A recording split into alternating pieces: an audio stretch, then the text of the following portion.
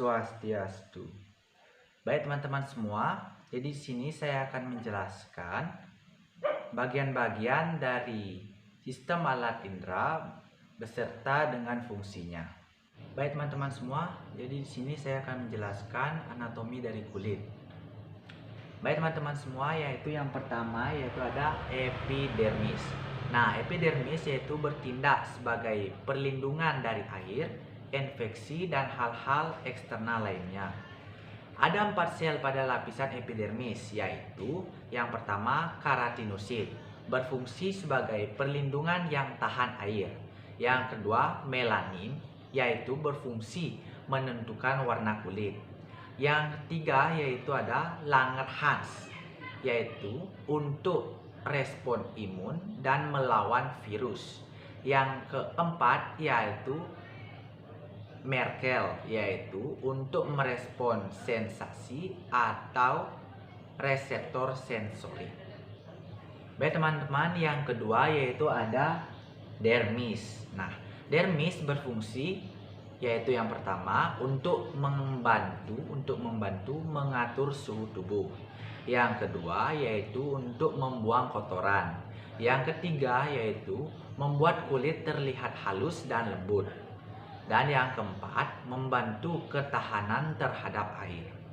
Baik teman-teman, yang ketiga yaitu ada subkuton atau hipodermis yang berfungsi untuk memberi bentuk pada tubuh. Yang kedua yaitu untuk mempertahankan suhu tubuh. Yang ketiga yaitu untuk menyimpan cadangan makanan. Dan yang keempat untuk memproduksi hormon leptin. Baik teman-teman, yang keempat yaitu helai rambut. Nah, helai rambut berfungsi untuk yang pertama mengendalikan suhu tubuh, yang kedua fungsi sensori termasuk untuk merasakan sentuhan, yang ketiga meningkatkan penampilan, dan yang keempat melindungi kulit dari gesekan. Baik teman-teman, yang kelima yaitu ada kapiler. Nah, kapiler berfungsi untuk memfasilitasi pertukaran oksigen dan karbon dioksida antara sel-sel darah merah dan jaringan tubuh. Baik teman-teman, yang keenam yaitu kelenjar minyak.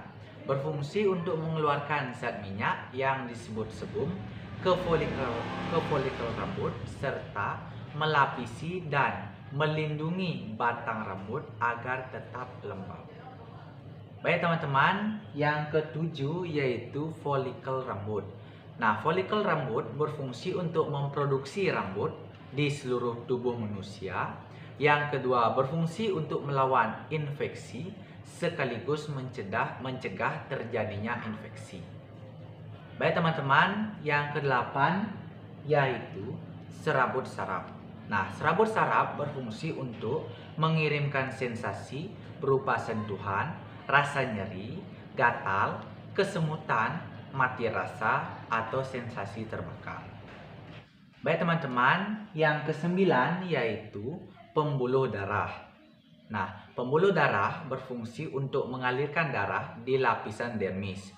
Yang kedua, mengalirkan oksigen dan nutrisi. Dan yang ketiga, berfungsi untuk mengatur suhu tubuh.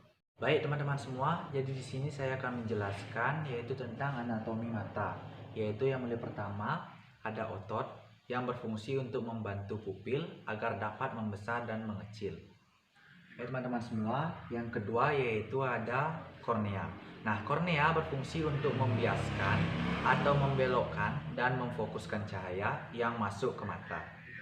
Baik, yang ketiga yaitu iris. Nah, iris berfungsi dan bertugas untuk mengatur cahaya yang masuk ke mata dengan mengubah ukuran pupil mata. Baik, yang keempat yaitu pupil yang berfungsi sebagai celah agar cahaya bisa masuk ke mata.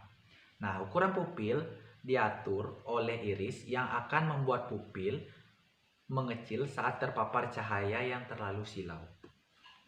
Baik, yang kelima yaitu aqueous humor. Nah, aqueous humor ini berfungsi untuk membantu penyaluran nutrisi ke jaringan-jaringan mata. Kurangnya cairan ini bisa meningkatkan tekanan dalam mata yang menimbulkan masalah pada mata. Baik, yang keenam yaitu lensa. Nah, lensa berfungsi membantu untuk memfokuskan cahaya dan gambar ke retina. Lensa mata terdiri dari berbagai jaringan transparan yang fleksibel dan terletak di belakang iris.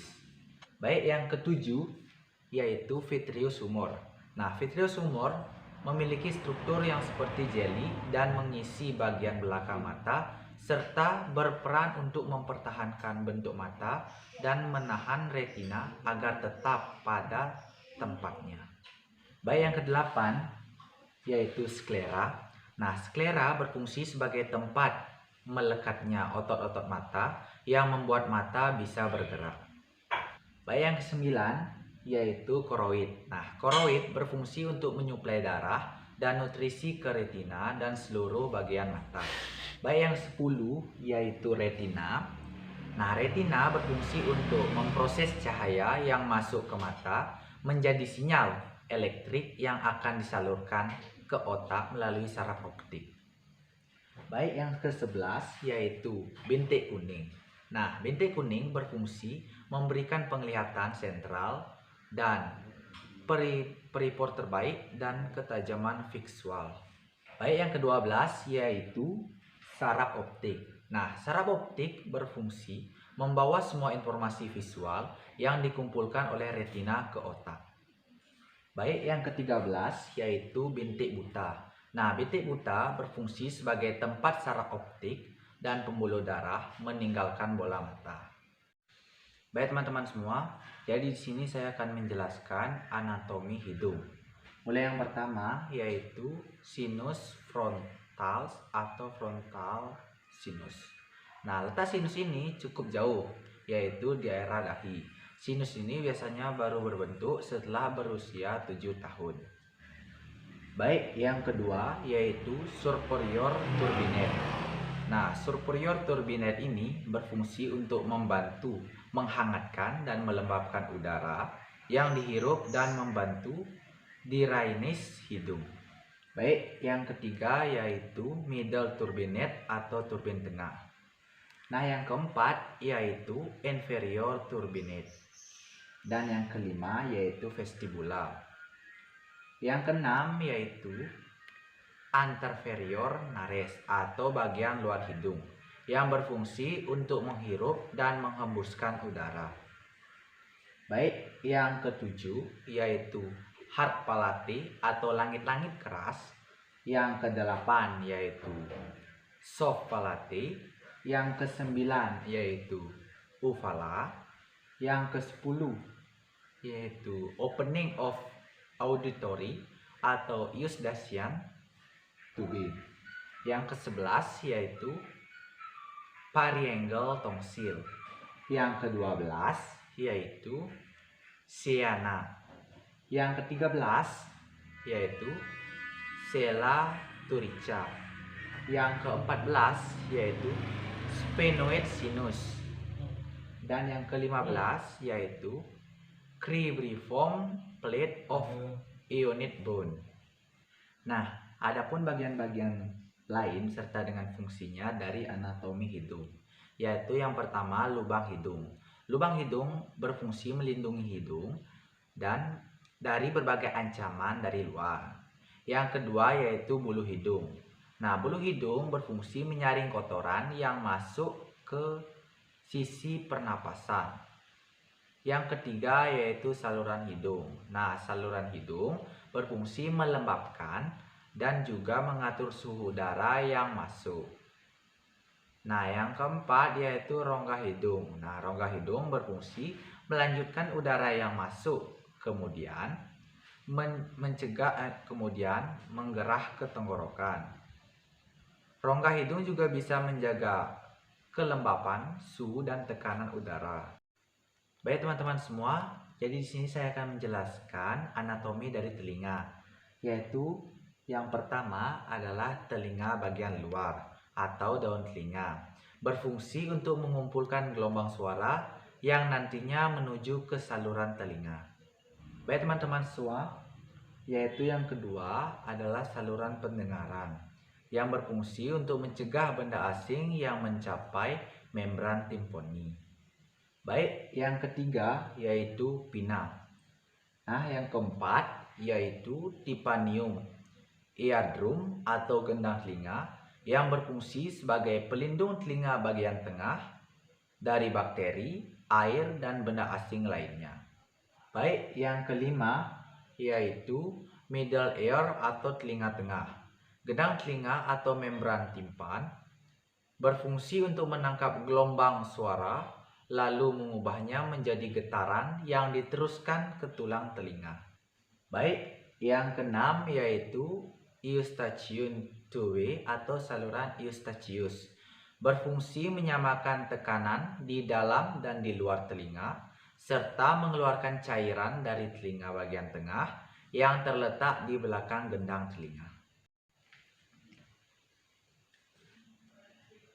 Baik, yang ketujuh yaitu inner ear atau cochlea. Nah, cochlea terdapat cairan yang menghantarkan getaran suara dan organ korti yang berfungsi sebagai penerima sinyal getaran suara tersebut.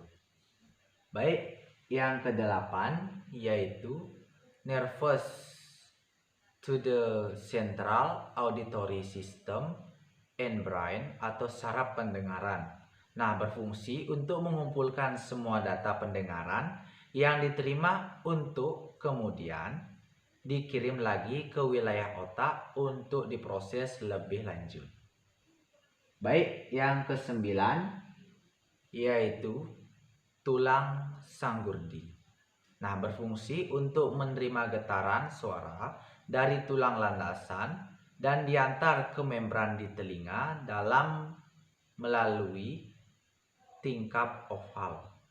Baik, yang ke-10 yaitu organs of balance atau organ keseimbangan, yaitu keseimbangan dicapai melalui kombinasi organ sensori di telinga bagian lahap, input visual, dan informasi yang diterima dari reseptor dalam tubuh.